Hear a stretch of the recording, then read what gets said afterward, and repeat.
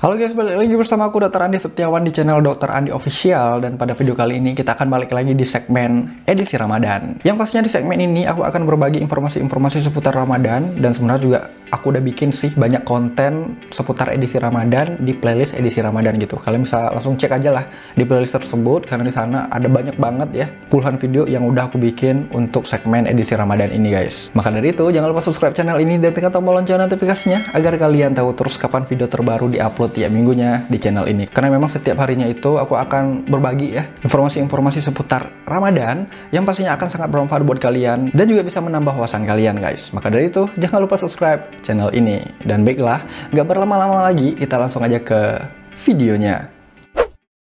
Beberapa dari kalian itu mungkin bertanya-tanya seputar aktivitas puasa, terutama mengenai apakah puasa itu bermanfaat bagi kesehatan. Untuk menjawabnya, kalian perlu memahami bagaimana proses metabolisme tubuh saat kalian sedang berpuasa. Perubahan gaya hidup selama sebulan penuh, baik dalam pola makan, tidur, dan aktivitas sehari-hari, itu turut menyebabkan banyak perubahan pada tubuh. Kalian mungkin mengalami perubahan dalam komposisi tubuh dan fungsi organ secara fisiologi, darah dan juga cairan secara hematologi, serta elektrolit darah. Perubahan yang terjadi di dalam tubuh saat berpuasa akan berbeda-beda, tergantung lamanya kalian berpuasa. Secara teknis, tubuh baru memasuki fase puasa setelah 8 jam dari makan terakhir, yakni saat usus selesai menyerap zat gizi dari makanan. Pada kondisi normal, glukosa atau gula yang berasal dari makanan itu tersimpan dalam hati dan juga otot yang digunakan oleh tubuh sebagai sumber energi utama. Sebelum memasuki fase puasa, tubuh akan membakar sumber energi ini sehingga kalian dapat melakukan kegiatan seperti biasa. Setelah glukosa habis, lemaklah yang akan menjadi sumber energi selanjutnya. Tubuh kalian yang tadinya membakar glukosa, kini beralih melakukan metabolisme lemak saat puasa. Dengan kata lain, puasa itu bisa membuat tubuh kalian itu membakar lemak. Jika lemak habis, tubuh terpaksa memakai protein sebagai sumber energi. Penggunaan protein sebagai sumber energi tidaklah sehat karena protein yang dipecahkan berasal dari otot. Pembakaran protein lama-kelamaan bisa membuat otot menjadi kecil dan juga lemah.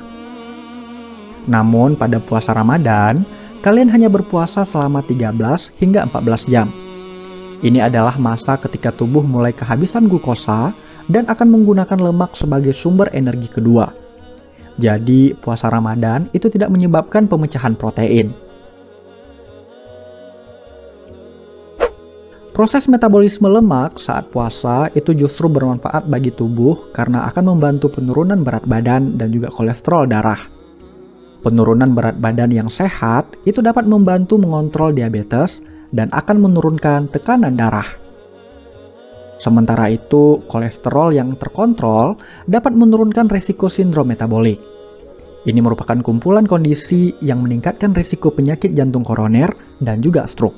Contohnya seperti obesitas serta gula darah yang tinggi.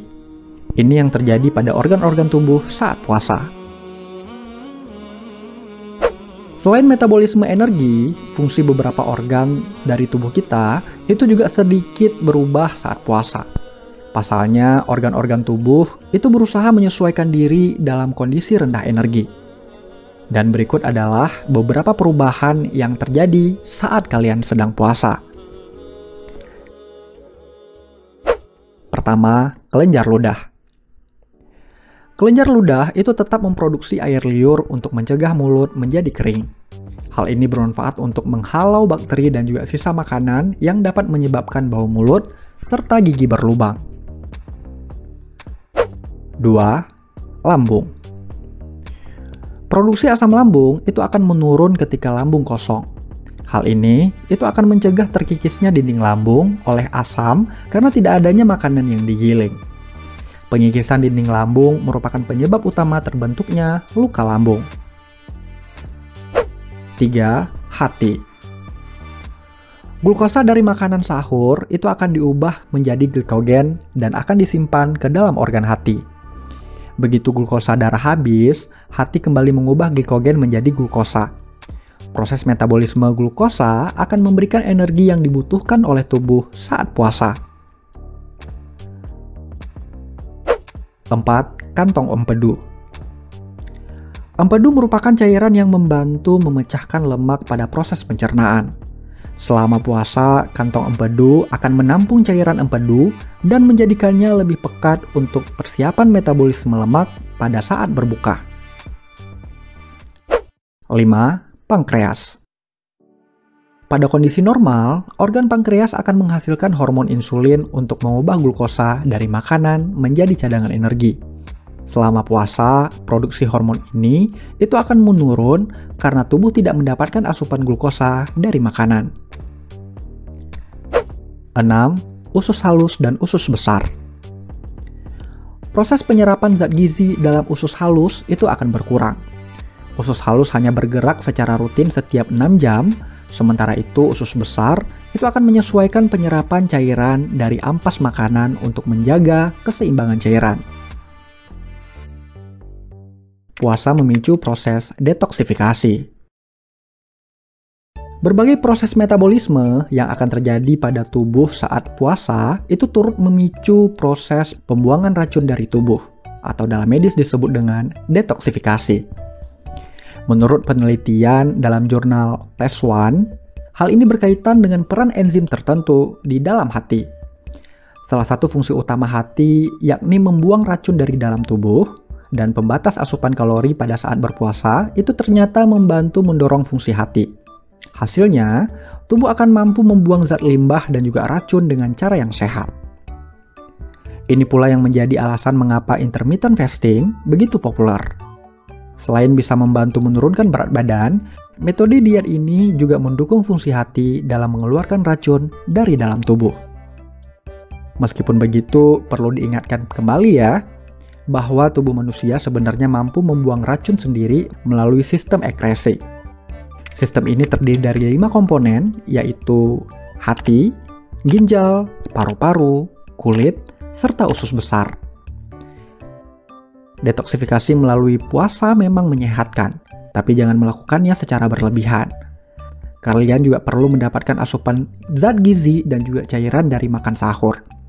Tidur dengan cukup, serta menghindari kebiasaan buruk seperti merokok. Tips agar metabolisme tubuh tetap sehat saat puasa. Asupan zat gizi dan juga cairan itu memang peranan penting saat puasa. Sebab metabolisme dan juga fungsi beberapa organ tubuh sedikit berubah selama periode puasa. Selain itu, kalian juga tidak mendapatkan asupan makanan selama belasan jam. Untuk mencegah pemecahan protein otot, asupan zat gizi dan juga cairan itu memegang peranan penting saat puasa. Sebab metabolisme dan juga fungsi beberapa organ itu sedikit berubah selama periode ini. Selain itu, kalian juga tidak mendapatkan asupan makanan selama belasan jam. Untuk mencegah pemecahan protein otot, makanan yang kalian makan itu perlu mengandung cukup energi, karbohidrat, dan juga lemak. Asupan berbagai zat gizi ini itu tidak boleh kurang ya, ataupun berlebih, karena akan mempengaruhi proses fisiologi puasa. Begitu pula dengan asupan cairan. Penuhi kebutuhan cairan kalian dengan minum air putih setidaknya 8 gelas sehari. Cairan yang cukup itu bermanfaat untuk mencegah dehidrasi serta membantu ginjal agar tidak bekerja secara berlebihan. Dengan memahami metabolisme dan juga perubahan tubuh saat puasa, kalian tentu mampu memenuhi kebutuhan tubuh dengan cara yang tepat.